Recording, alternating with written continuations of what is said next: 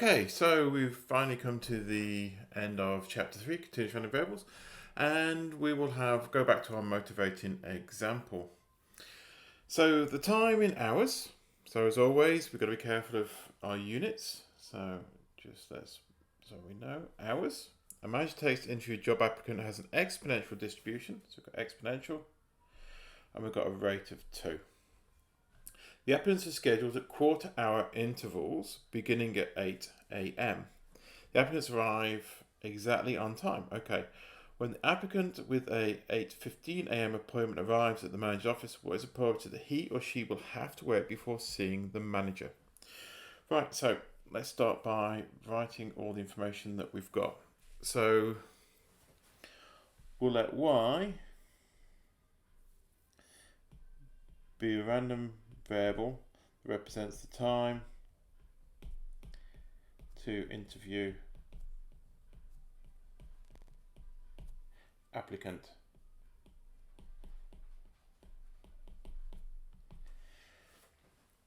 So what do we know? We know that y is an exponential with a rate of 2. So what does it mean if the second one has to wait? Well, if you think about it, we've got our time along here. We start the interview at 8 a.m. and it's going to go along for a certain amount of time. So this is going to be y. And basically at 8:15 a.m.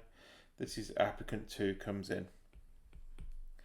So we want the probability that if they have to wait, it would be that y is greater than, well, that's 15 minutes. We're doing everything in hours, so greater than a quarter.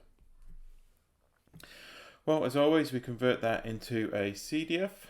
So that's going to be 1 minus the probability that y is less than or equal to a quarter. So you can either do this by going 1 minus, we could integrate from 0 to a quarter, 2e to the minus 2y dy. Or my preference is we do it in r, so this is 1 minus p exp 0.25 comma, in this case 2. When I entered that into r, I got 0.6065. There we are. Nice easy one at the end of quite a long chapter. So next chapter, I think we start looking at bivariate distributions. So 2 random variables at the same time. See you then. Bye.